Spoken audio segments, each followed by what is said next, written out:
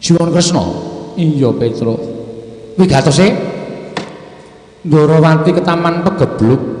Akeh para kawula ing esuk lara sore ketiwasan. Mula kang sangka kuwi Kaka Prabu paring dawuh bisane waluya nirmala temah jati yen to tinumbalan pustaka jamus nyang jimat kelima sada. Petro mongko rawuhe dhisik Kaka Prabu Ndarawati tinimbang kowe. Mula kowe ngalawa sakwise Kaka Prabu Ndarawati nggunakake pustaka jamus kelima sada mengko aku bakal sowan sak Pandhawa ning Karang Kadempel. Mangkire miyin sing dikersake bapak niku sakniki tur pustaka jamus kelima sada kok ajeng dienggo tumbal niku nuwun sewu sing jeneng nggo tumbal niku mung dipendhem. Nek dipendhem niku ora bakal bali meneh. Ngoten. Lah lek kula ngenteni terus pirang dina, pirang sasi, pirang taun. Selak bapak ora kelakon bangun kula kencana, panjenengan ora rawuh-rawuh teng Karang Kadempel. Kula diseneni bapak. Petro, kowe ngalah. Nek perkara ngalah kula gelem ngalah wong kula niku jejere kawula. Nek ditanding karo priyagung-priyagung ngenten iki kula kalah derajat, kula kalah pangkat. Wis saempere nek wong cilik niku pendak-pendak mengkon ngalah, mawon niku saempere. Ngoten. Ning kula nuwun sewu, panjenengan kudu ngatosaken lelabuhane bapak. Bapak niku kawula cilik, ning kisane Pandhawa sampeyan mukti teng negara Ngamarta niku ya merga saka bapak.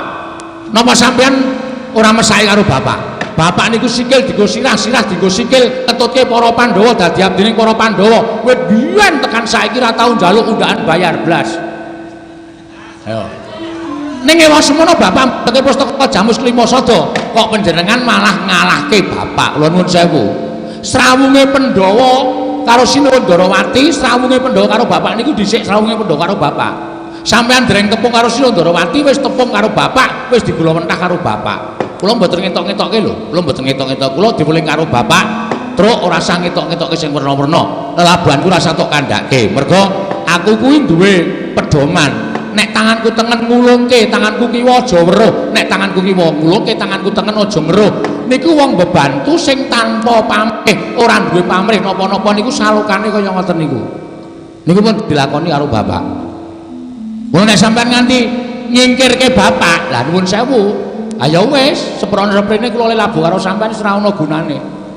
Tinimbangane ora ana gunane kula labuh karo sampean, wiwit dina niki kula nyuwun tapak asta kula medal saking Panakawan Ngamarta. Pun ngoten mawon. Lah tiwas tak labuh kula seprene sampean ora iso ngerteni lelabuhane bapak, gunane napa kula klesotan teng arep sampean? Eneng apa ya, Tru? Iki lho, Gong. Piye? Awak dhewe dikalahke karo Sinuwun Ndarawati. Sinuwun Ndarawati mrene butuh ngapa? Nyelun pustaka jamus kelima sada. Arep ngapa? Arep tumbal. Terus Sinuwun Puntadewa sajake kok abot Sinuwun Ndarawati. Mundur. Oh iya. Arep ngapa? Mundur. Nek ra sing ngomong aku kowe kurang vokal. Oh iya. Nek ra sing ngomong aku wis ora rampung. Lha nuwun sewu Sinuwun. Panakawan Bagong kowe arep matur apa? Gandeng Petro niku nuwun sewu, kata-katane mboten jelas. Mbok menawa sampeyan iso nampa napa sing dadi ature Panakawan Bagong. Setunggal. Kula pengajeng takon saniki perkarane sepele mawon. Nuwun sewu lho, sampeyan niku Sinuwun Kresna karo bapak abot endi? Pun wonten mawon. Nek abot Sinuwun Ndarawati monggo pustaka jamus jimat kelima sada mang paringe Sinuwun Ndarawati. Ning nuwun sewu lho. Pustaka jamus jimat kelima sada menika mboten kek mung pusaka lumrah, ning niku panggesanganing para Pandhawa. Pandhawa nek kelangan pustaka jamus kelima sada niku ora duwe kekuatan. Wong sing ora seneng karo Pandhawa gawe cintrakan Pandhawa niku bebasan angel mijet wae ngranti suwe banyu sinaring. Paham? Iya Pak Bagong. Nggih. Sing angka loro sakniki nek pusaka kok menggo tumbal. Niku tegese tumbal niku nek cara piyayi ngertos niku mung dipendhem. Nek pusaka dipendhem niku mboten ajeng bali meleh teng Praja Ngamarta. Bener omongane Petro. Tur malih sakniki kula nuwun sewu. Sinuwun Ndarawati niku kok negarane ke Taman Pegebluk. Nek dinalar ora ketemu nalar lho Sinuwun. Sebabe apa? Sebabe Sinuwun Darawati niku jejuluke Prabu Sri Bathara. Sing nganggo jeneng Sri Bathara niku sak donya mung ana loro. Siji Sri Bathara Rama Wijaya, loro Sri Bathara Kresna. Apa? Apa to? Kuwalik. Hah? Kuwalik. Apa to sebabe kok nganggo jeneng Sri Bathara? Mergo niki menungsa, nuwun sewu nggih nuwun, iya ora apa-apa. Niki menungsa sing ketitisan dewa. Sapa sing nitis teng awake Prabu Kresna? Mula-mula Sang Hyang Bathara Wisnu. Wisnu niku sapa? Dewa sing tukang nentremke jagat, dewa sing tukang ngandhut katentreman, dewa sing tukang ngandhut kabagyan. Saniki ngaten. Sampeyan niku ratu nuwun sewu. Nuwun sewu lho kula mboten ngandhani ning kula ming ana supaya sampeyan niku luwih teliti nyawang kahanan. Iya. Sing jeneng pegebluk ngaten niku tiba teng donya niku dadi peringatane sing gawe urip kagem titahe sing ora gelem manembah ngaten ana wewengkon sing pancen tumindake ala tumindake jahat masyarakate ora gelem manembah sing diparani mung papan-papan maksiat niku karo sing gawe urip mesti tibane napa-napa teng mriku sing marahi uripe rekoso blek terus do keteleran mudar. Iya. Niku pegebluk.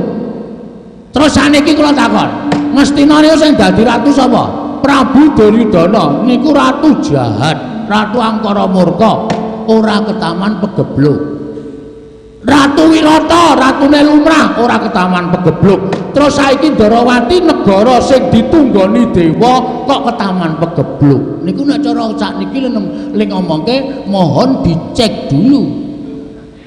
Aja kesusu, nek kesusu sampean mengke kelangan pustaka Jamus Lima Sata malah ngrekoso. Ngoten lho.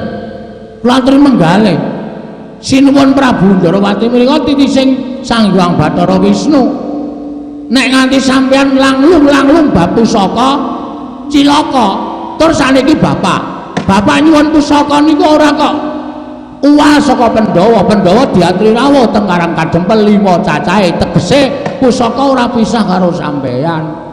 Niku aman-aman mawon. Nek pusaka pisah karo sampeyan niku nyilakani. Nuwun sewu lho, Den. Kedung jero iso dijajaki atine menungsa sapa sing ngerti. Saniki sedulur niku iso dadi mungsuh, kanca iso dadi satru. Ning nuwun sewu lho. Arep niki bendina teng mriki, ning sapa ngerti atine Kresna? Nuwun sewu lho niki. Nek duwe niat ala, merga sing jeneng ketitisana dewa kae isih kedunungan kulit daging. Kedunungan kulit daging nika iso kedunungan ina lali salah apes lan mati. Saapik-apike wong mesti tautate tumindak Allah. Saala alaning wong mesti katabetan ati sing suci. Niku lho.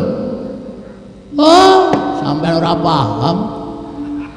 Ratu Lenggasine kok arep dapusi wong kok penak wae. Nek cara kula diteliti. Utusan Ndara Werkudara rawuh teng Darawati. Darawati ana pegebluk apa ora? Nek ora sampeyan kelangan pusaka wis bajut menehke karo Prabu Kresna. Nek ketahuan pegebluk, monggo dibantu. Jero urip ning alam padang nika saling bantu. Ngoten. Ngoten mawon atur kula. Ewadene kula matur menika wonten sing kira-kira ora trima. Ora trima dengan kata-kata kula. Kula mboten wedi karo sapa-sapa. Pathokan kula mung siji. Kula niku bener. Nek kula bener aja kok menungsa. Dewa medhun wae kula ora wedi. Mula kagem sambah wonten ing kedaton negari Ngamarta mriki sakliyanipun para Pandhawa kinten-kinten nek ana sing ora trima silakan saya kasih waktu berbicara langsung karo Bagong legane atiku. Walah dalah parusmane jajalan sertaning bawana iblis lanat. Walah dalah ngatasi derajat batur getibal mung kawula. Lah kok gunemane nglewete kaya betes semono bapak tegalan. Drewi kaya grojokan. Menungso ora ngilu karo ditoke. Bagong. Bagong. Truk. Gentenan, Truk. Lho. Gentenan piye? Kowe sing diceluk ngono kok. Wah iki rada galak iki. Aku rada tratapan. Bagong. Bagong. Masir-sir atiku. Wis wani jarene wis muni bener wani kok. Kowe iki bener, tumrap aku bener asa wedi karo sapa-sapa. Nek kono nesu ya kadhe genti nesu. Awak dhewe mung kawula. kawula iki aja rumangsa terus aja gelem didak-idak karo wong kaya ngono kuwi. Ayo domongi. Engko nek perang ditandangi wong loro. Nek ade kalah ya mulih njukuk dit. Hus. Kaya main wae truk padha kira. Wonten dawuh. Bener ora? Aku sapa? Aku sapa? Oh, lah iki perlu priksa iki. Karo awake dhewe kok lali. Sampeyan Prabu Baladewa, sapa-sapa wis ngerti sampeyan Prabu Baladewa. Kowe matur ning ngarepe sapa? Sinuwun Prabu Puntadewa. Aturmu piye? Lho. Wah, ya wis lali nek kon baleni kok ya. Ature akeh banget e. Bagong. Nun. Kowe padha karo kenyek karo Kyai Prabu Ndrawati. Kowe ngecek karo Kyai Prabu Ndrawati. Kowe nyias dadane Kyai Prabu Ndrawati. Kowe ngino, mbok anggap Kyai Prabu Ndrawati iki panjalmaning mungsuh. Ingkang bakal nyuwun perkara jawab nyajimat musuh. Ya apa ora?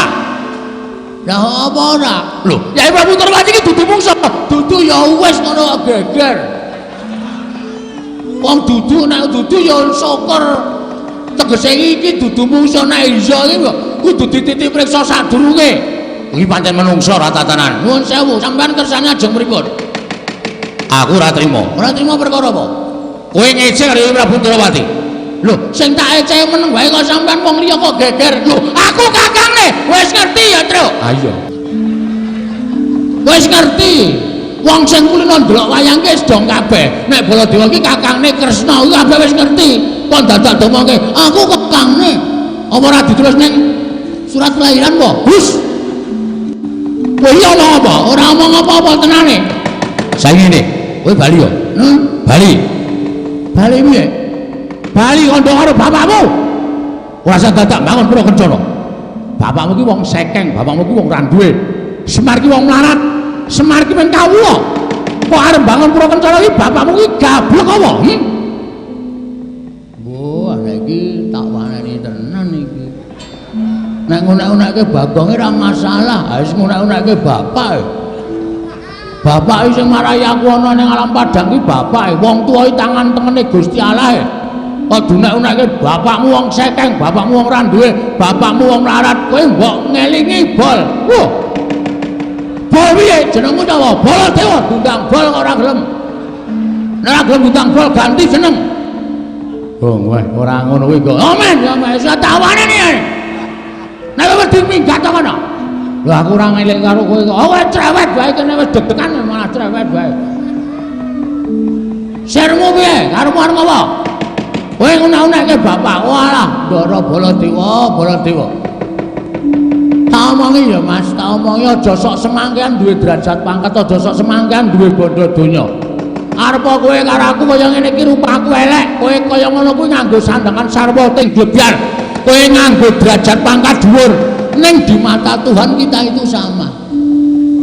Sing jeneng derajat pangkat ki mung sampiran, bondo donya ki mung titipan, ora mbok gawa modar kok tok pamerke. Hah? Tur kowe linga, kowe kok sia-sia karo kawula ngene iki. Kowe kok sia-sia karo masyarakat cilik kaya aku ngene iki. Kowe ora sadar kowe ya. Kowe mbiyen ora tak coblos ora dadi ratu ning Mandura ta. Aku dadi kowe saiki karo aku kok. Wah, wis wong nek mendem derajat kaya ngono kuwi. Mbok tiru-tiru karo wong sing duwe derajat, wong sing duwe pangkat, sing tresna karo para kawula.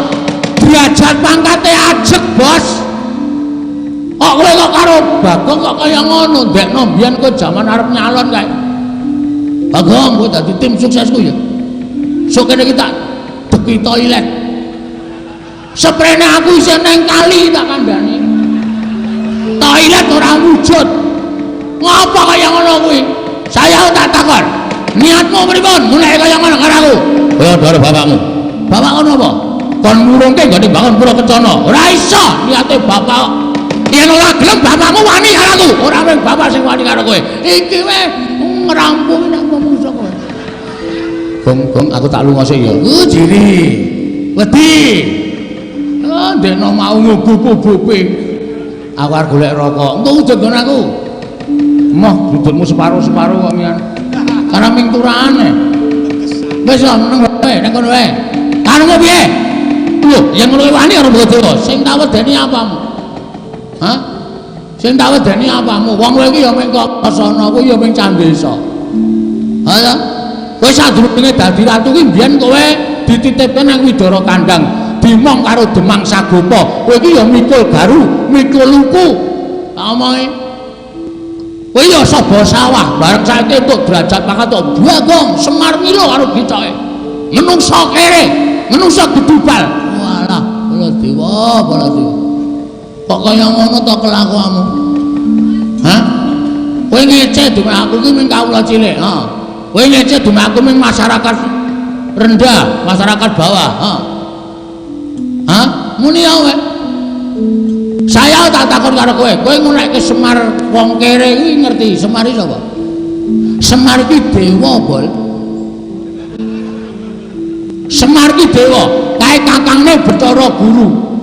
Semar ki Sang Hyang Ismaya. Semar ki nek gelem nang kayangan ora mung guru, dosen kae tak kandhani. Sak dhuwure guru kae. Hah? Ning Semaremah kamukten kayangan, Semaremah kamukten bondo donya kayangan. Trima medhun ning jagat dadi kawula cilik kaya ngene iki. Wis diantepi. Aku kowe kok lagi dadi ratu sedira kok gleleng ora jamak-jamak. Aku nek gelem nglumpukke kawula tak sengget glejak saka kursi kowe. Akon piye? Aja sok ngalihake kawula. Alah dene Mandura nganggo demokrasi, dari rakyat untuk rakyat oleh rakyat. Dipikir kowe ngono. Dadi kowe kudu ngayomi karo wong-wong kaya aku iki.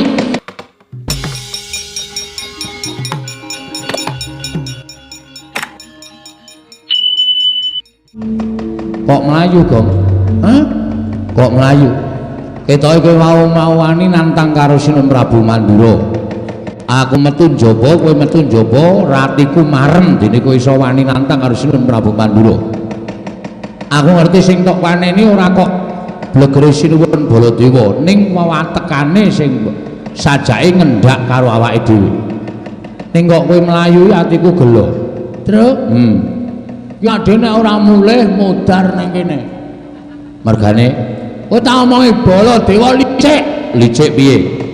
Dheweke rawani nandangi awake dhewe. Ning awe anak-anak Pandhawa, Ndara Gatotkaca, Ndara Antarja, Ndara Antasena. Ngibarate kuntul kandhake dandang kandhake kuntul. Ukara piye kuwi? Artine piye? Artine lakon saknyatane digawe-gawe supaya awake dhewe ketok salah. Ngono ya. Terus apike mulih. Nek mulih dhewe seneni bapak. Petruk kantong bolong ming dituku kongkon boyong Pandhawa kok ora kelakon. Lah kuwi cilakane nang kono. Nek bapak nganti ngumbamana Petruk mendak njaluk apa-apa tak turuti kok mek dikongkon bapak nggawa Pandhawa kok ora kelakon iki terus kowe iki anak sing kepiye? Wis pikiran. Yo. Nek bapak nganti ngendika kaya ngono apa atine awake dhewe ora lara? Ayo kuwi piye? Terus karepmu piye? Nek cara aku wani kok.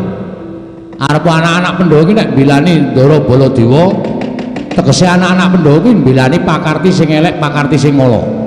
Awak dhewe wajib ngelingke. Nek perlu ditatake, ora usah wedi wong tuane tuwa kowe. Nek mung karo anak-anak Pandhawa iki tak kira ora bakal iso kalah. Sing ngomong sapa? Nek modar malah iso. Kowe senengane ngomong waton jeplak. Waton jeplak ora. Mungsuh Ndara Gatotkaca, mungsuh Ndara Antarja, mungsuh Ndara Antasena iki kae iki cah nom-nom ning ampuh-ampuh terus. Ora sembono. Terus piye? Mulih. Gah aku nek mulih. Nek ora gelem mulih kowe sing methukke Ndara Gatotkaca, Ndara Antarja, Ndara Antasena. Aku ya moh. Lah kuwi jenenge wong ora duwe pilihan. Mung iso mbobong ning ora wani tanggung jawab. Wis ngene wae. Piye? Aku mbelani bapak ora ming tekan lara, mati tak wujudi. Iki dharma bektiku karo wong tuwa.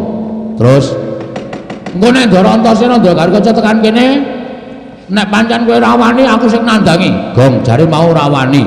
Aku wis nekat saiki wis nggo gunane apa urip ana Alam Padang pendak esuk nyaur 2000, pendak sore nyaur 2000. Sane gunane aku urip. Mung dioyak-oyak bang plecit.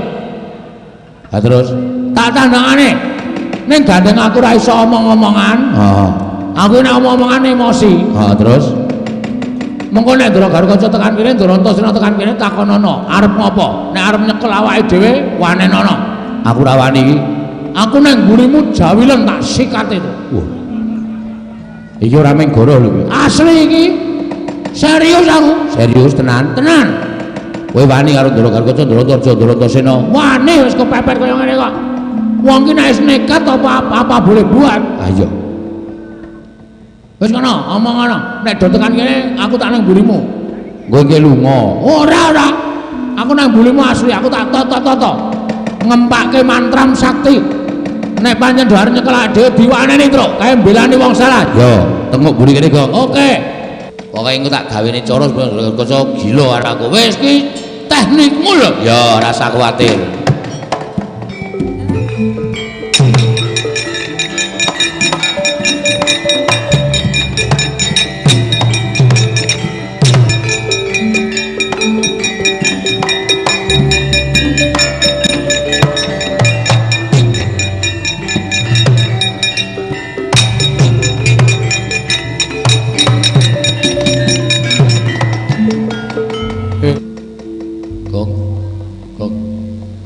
Gargaca Gong. Lho kok madhep rono iki apa? Ndeloke sindene ngulet-ulet sego ae.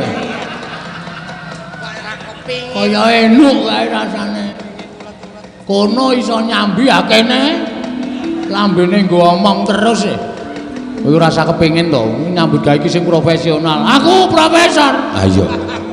Profesional kok profesor ora. Bekti kula Den, yo Petruk tak tompo. Pangestu Tamanono nggih kula pundi kok ketingalipun Mas Suryanipun radi kados mboten sekeca Petruk nun tak takoni kowe jujur nggih kowe wani karo Siwa Mandura iya oh nggih Petruk nun cetha yen to kowe wis ngaku mula wektu dina iki Gatotkaca tekan papan kene kuwi ganti mung bakal nyekel karo kowe wis mirang-mirangke karo Pandhawa mirang-mirangke karo putra Pandhawa ing atase kowe dadi putraku dadi anake Semar dadi adining Pandhawa tumindakmu wani karo Siwa Mandura wis ora ana pangapura kanggo kowe kowe mapano tak bondo tanganmu tak krincung sikilmu ya ndene kowe bangga kowe ora manut aja lakon dosa tak pancat pundakmu tak gimbol dasmu Petruk kagiat risang kapirang murinangku kinembet-kembet dosang reknaning bawana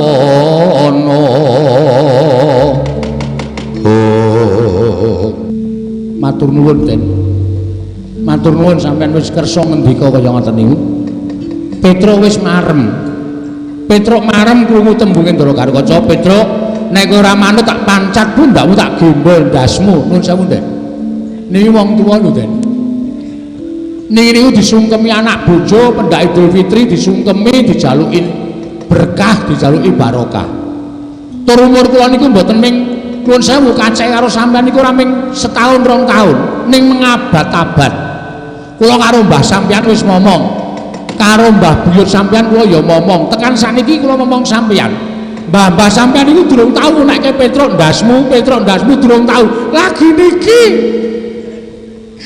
niki sampeyan urenge kula. Ati kula kula niku wis dadi abdi sampeyan sikil tanggo sirah-sirah tanggo sikil. Pamrih kula sampeyan niku dadi satriya sing ngerti karo unggah-ungguh ngerti karo tata krama. Ning nyatane kabeh wau tutur ketawur mboten wonten gunanipun. Petruk tekan niki mangun nak kajeng Mang Potol sirahe nggo Mang Potol nggo. Pun Mang Potol kula ikhlas. Nek patine Petruk saka Ndara Gatotkaca sing kula tresnani.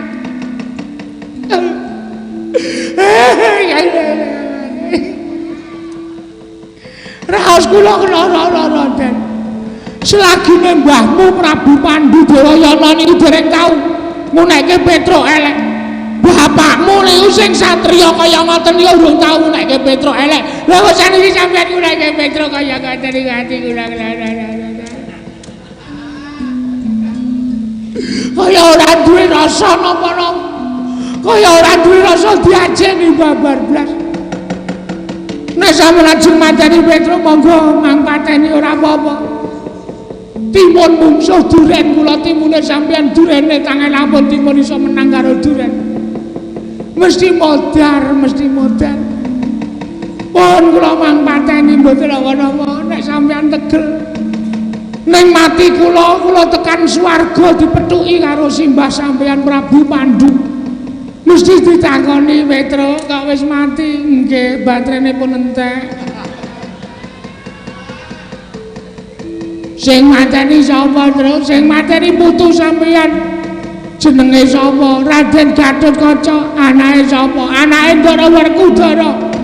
Kok wani mateni karo kowe? Pancen wonge kaya ngoten niku mung gugu omongane padene Mandura.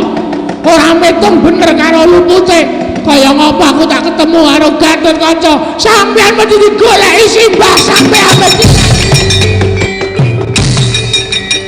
Iya.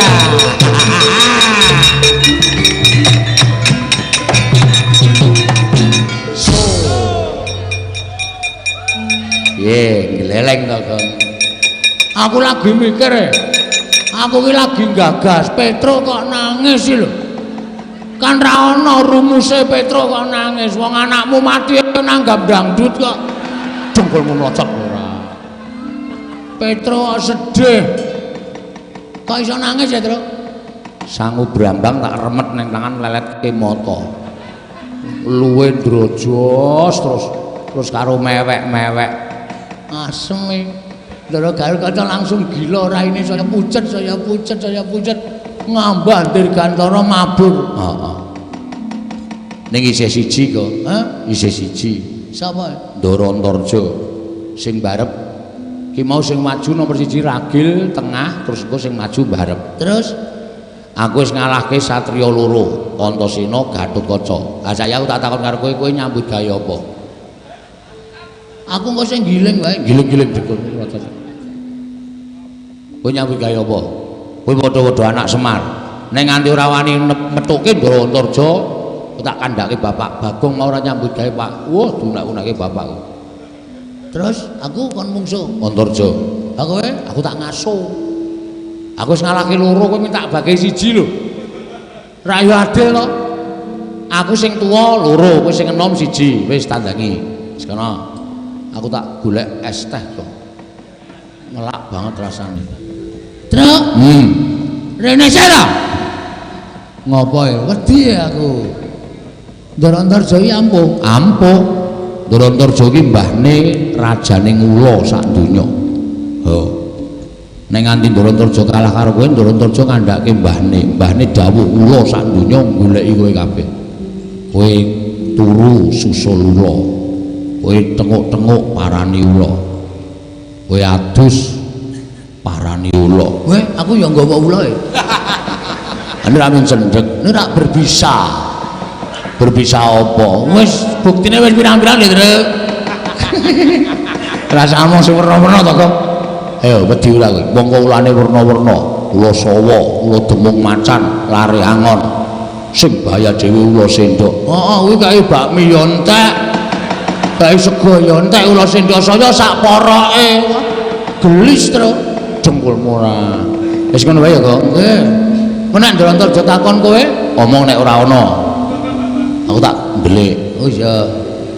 Menak goleki dicegati, nek perlu ditantang jak gelut. Oh. Kowe mau ora gelut tak? Nek ra wani, wis piye caramu supaya ngalahke sakarmu gawe cara piye? Uteke dienggo. Ya. Oke, ora masalah. Antarja rene takoni arep ngopo kowe Antarja?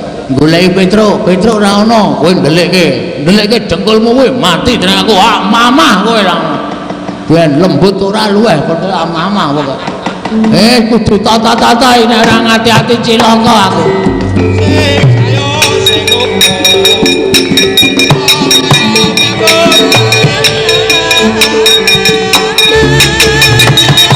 Kudus.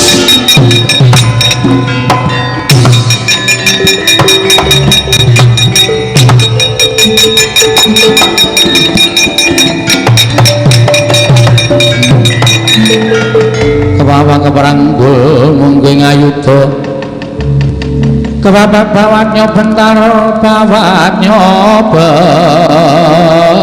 bentar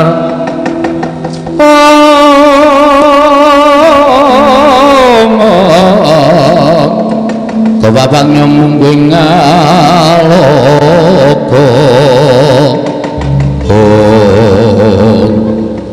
ora pangling iki Bagong nggih Darantarja iya kok pasuryane abrit nesu napa iya nesu karo sapa karo Petruk terus aku goleki Petruk madosi Petruk iya sik nang teng mriki sik terus sing goleki kowe wah jan sing goleki ket mau aku ning kowe aja ndudohi aku ngono engko nang-nangi oh iya aku muni piye Petruk ora ono oh iya Arum Kangsen kok ya Petruk ora ana kowe mbudheke aku kowe guneman ning kono karo Petruk aku krungu saka kene oh Truk krungu lak pacu sirahmu modar ora omong nek radio oh iya Petruk ora ana kula teng mriki nyetel radio Petruk ora ana sebab apa goleki Petruk arep tak bondo lho Petruk nyopet ora Petruk wani karo Siwa Mandura Petruk wani karo Siwa Baladewa Petruk kudu cemplungke Pakunjaran nek Petruk ora golek cemplungke Pakunjaran Petruk tak pateni ngomong apa kowe hah bicara macam apa kamu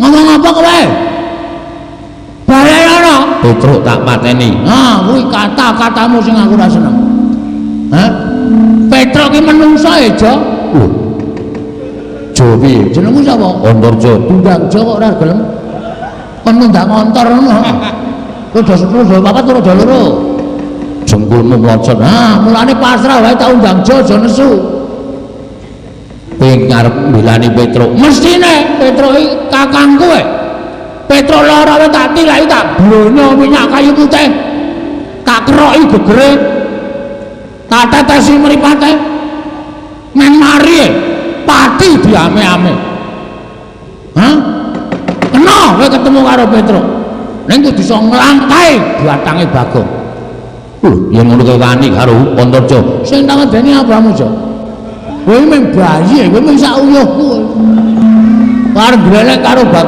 Bagong umure wis mangabat-abat wedi karo kowe ora minggat sembur mlonyoh kowe piye sembur mlonyoh kowe lho ngetokke daya kekuatan ngetokke aji-aji kowe ngerti Bagong iki lho Bagong iki anake Semar ki sapa Sang Hyang Bathara Ismanta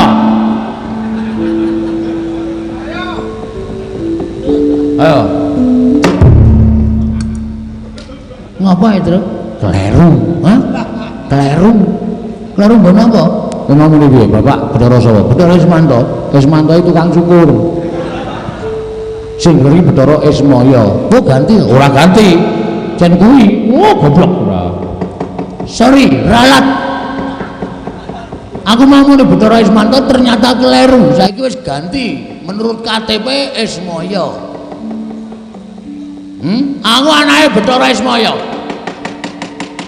aku ki ya dewa aja dadi kowe aja gleleng nek mungsuh karo Bagong kowe iso nyembur ning aku ya dinehi kekuatan karo Bapak Semar ming Bapak Semar ki wanti-wanti karo anake nek wis duwe kekuatan aja dienggo sewiyah-wiyah aja dienggo sak nggon-nggon ning nek wis kepepet agemen kekuatanku Bapak Semar tau cerita kaya ngono kowe duwe kekuatan apa ayo tibakno ning Antarja aku ora wedi karo kowe sawangan telapakanku iki hah sawangan Antarja iki aji jenenge aji Guntur Geni Guntur cuci motor iki nek tak watek telapak aku abang iki tak nggo demek diadamu ora jemblong tekan geger aja tundang Bagong ya yo tibakno ora wedi aku lho ora wedi kowe ora waduh cilaka iki sawangan sing kedua nek tanganku iki kuning tak tamake dadamu jemblong mati dereng aku ora wedi tibakno wah cilaka iki Sing terakhir iki. Nek tanganku iki ijo, berarti abang kuning ijo kuwi setopan perapatan. Lah tamake nang kowe ora kelakon mati aja dundang Bagong. Aku ora wedi. Sik, entene. Truk, angel ya, Truk. Oh, iku kudu nganggo cara piye carane ngono lho. Kaya aku mau nangis ya ora apa-apa. Kowe arep mateni Petro? Iya. Kebangetan kowe. Kebangetan kowe ijo. Kowe ngerti? Aku sikil tanggo sirah tanggo sikil. Niatku wis kepengin supaya kowe iki eling. Iki dadi satriya sing tamdawa. Nangis aku ora bakal mundur. Ya wis. Dra, angel tenan, Dra. Angel dikalake tenan. Aku pasrah, Dra. Ngene tak andani. Kowe pasrah pati urip wae. Nggawa pusaka, nggawa apa sing tok duweni, bendho apa, utawa enake Ndaratarja kon mateni. Ana. Ngono patani tenan. Ngono pres ngono modar tenan aku. Ora apa-apa kudu wani mati. Wah, kowe iki. Kowe arep mbribek bojoku ta kowe? Ora ya, ora apa. Ngerti wae aku. Wes sing ngelen. Nek sampean pancen ora gelem mundur, ora masalah. Ning kula ya nglabuhi karo Petruk. Lelakon niki mboten ajeng kula tekake ming sementen. Nek sampean wani mateni kula wani mateni Petruk. Nek nganti Bapak Semar nesu, ora nesu karo sampean tok. Nek nesu karo Pandhawa, sampean kudu tanggung jawab bab nesune Semar Badrana.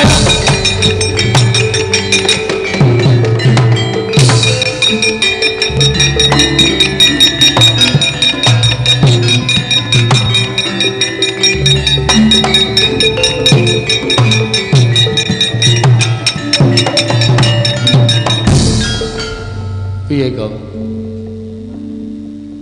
Mundur pisan. Mergane tak wedeni nek Semar nesu. Ayo ngono kuwi carane ora usah perlu dadak kanggo bingung-bingung. Kuwi mau dadak ngopo megarke epek-epek muni abang kuning ijo. Rek ae medeni ning kono ora wedi asem. Iki nek nganti wernane abang, kuning ijo, aku wis telung werna kok ora mundur. Ha iya. Mun tak tambahi putih, ayo. Tok bingung sing numpak kendaraan. Numpak kendaraan jengkulmu melocot ora. Sapa kae Gong joget-joget endi? Kaya apa? Lho, pentasen ning ngono udu.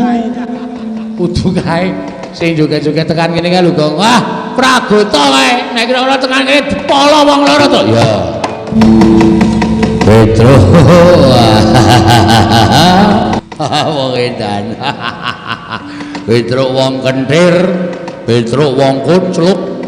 Oh, lah calawani karo Sinun Prabu Mandura. Wis jeleh nyawang gelaring jagat eseming rembulan wae. Ndara Pragutaya tindak mriki nyekel kowe nek kula mboten purun. Laruda paripeksa. Embane cacing kepidak menungso ngulen butuh males. Petro menungso kedurungan rasa. Nek sampeyan aja nantang karo Petro, ayo tak ladeni siap Gong. Oke. Kowe maju aku kiper terus. Ya. Rasa kuatir polo wong loro. Wah, lakon cencang jinggot kroncal-kroncal mang mriki Ndara Pragota. Biar kowe.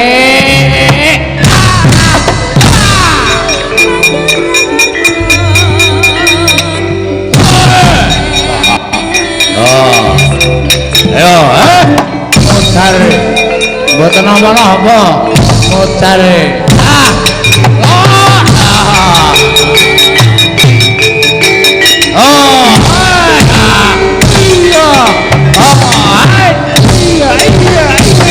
Aduh hati aku.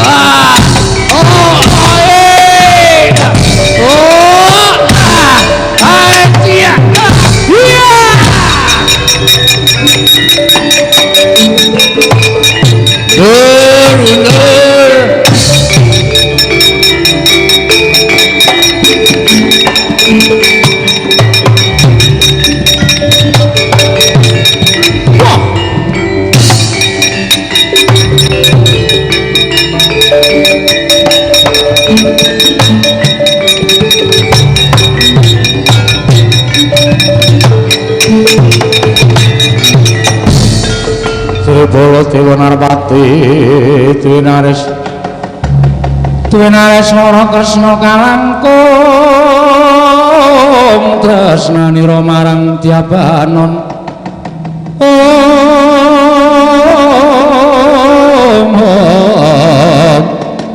tresnanira marang Dyabanon Cinawi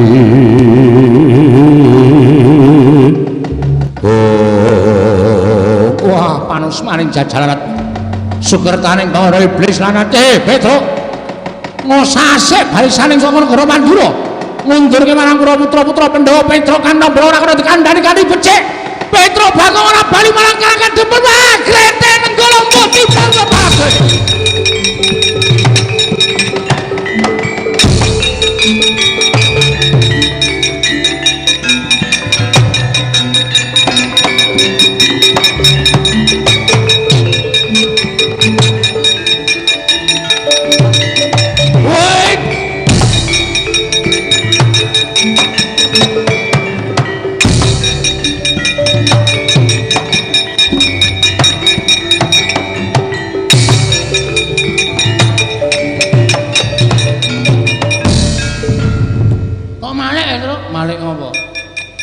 aleman wis tuwa barang rambutnya dipang dengkulmu mlojot ora arang sing mau ki ucul tudinge kok ya ucul lho kok mlayu apa e Ndara Baladewa ngamuk kok ngamuk piye Petro kantong bolong ora minggat sing arep-arep nata Mandura Prabu Baladewa karo Bagong gretel nenggala jeblok ketemu ngene ngono terus nggawa nenggala mak slonong wah murup saobor monggo pusaka kae tamake Gunung Jugruk segara asat nemeng Petruk mesti mudhar mati kok terus kowe percaya matimu saka Nenggala ah percaya mestine to berarti kowe luwih nganggep ampuh Nenggala mbangane sing gawe urip sik to omonganmu kok medeni to ora medeni kowe tak takoni wangsulan kowe nganggep ampuh Nenggala, kowe wedi nek Nenggala tumama ning awakmu kowe mati. Heeh. Berarti kowe ampuhe Nenggala iki ngumpuli karo ampuhe sing gawe urip. Uripmu saka Nenggala, ngono apa piye? Ya ora.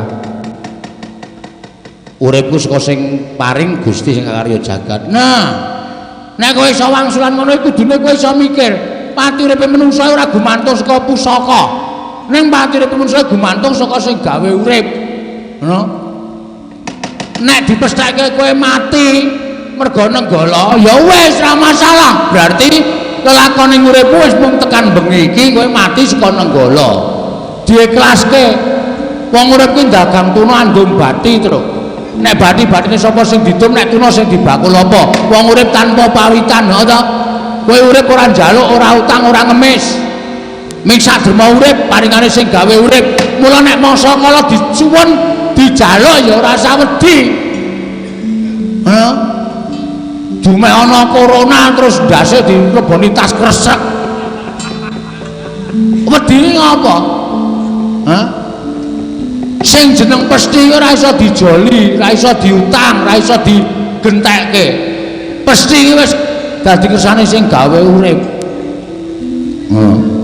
iso lho kowe iso menang karo senjata Nenggala iso kowe menang karo senjata Nenggala nek Nenggala iki ampuhe pusaka iki saka sing gawe urip nek Gusti ora keparengake ampuh Nenggala kaya mung wersi lumrah ngono wae oh iya kowe kalingan ora critane Nabi Musa lho kok tekan kono barang lho iki nggo nuntun karo wong sing do keweden ngono kuwi ceritane piye kowe ngerti to tongkate kae nek ora diparingi firman karo Gusti Musa tongkat kuwi cuthukno laut merah kae tongkat kae ya men kayu ngono wae ora ana kekuatane apa-apa ning mergo diparingi firman karo sing gawe urip diparingi kuwasa kekuatan karo sing gawe urip iso mbelah laut nek bar kowe mbelah laut ki ya kae tongkat lumrah ngono wae iso bengi iki Gusti ora ngijabahi ampuhe Kyai Nenggala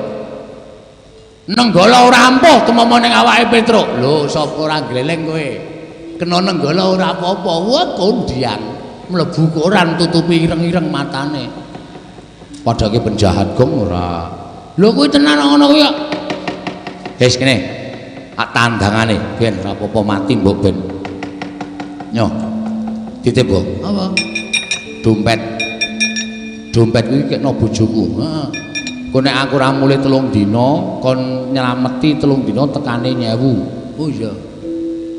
Dong to kowe paham. Terus anakku sing barep kaya arep mlebu perguruan tinggi. Tulung ya go ngopenono nek ora ana ragat dolno Tegal ngarep omah kae. Iya. Ben anakku sekolah sing pinter. Heeh. Terus sing nomor 2 iki arep mlebu ning SMP. Wis sesuk dolno Pekarangan wetan omah kae. Oh iya. Sing nomor 3 ki arep mlebu TK. Heeh. Kuwi dolno sawah nggonmu. Lho. Kok nggonku? Aku iki like arep ngomone ora ngragati karo oponane. Oh iya. Ya wis tak dolke sithik wae wong ragate kaki sethithik. Ya. Sing baku ngragati. Heeh. Goleke pusaka, Gong. Heh, goleke pusaka. Apa? Sasae.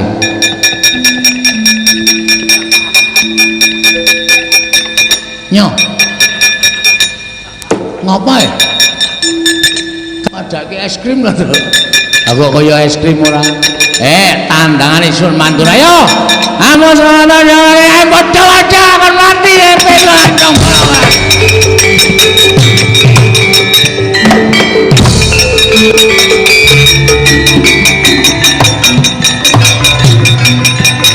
Ayo.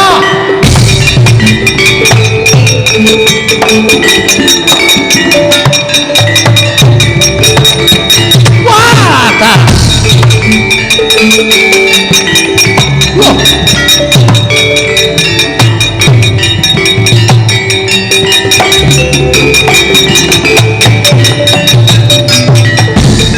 Panuswaing jajaran sekretaning bawah iblis kalate to. Kowe ngembari marang manguasane to mandur ora boleh dewa. Iki Kyai Nenggala pamunaing Satru Sekti. Ah, iki Kyai Ndlonteng Kesuma. Wah, dalah. Yen ngono kowe wani arep bola dewa sing naweteni apa? Lakon tinjungake nyawamu kowe.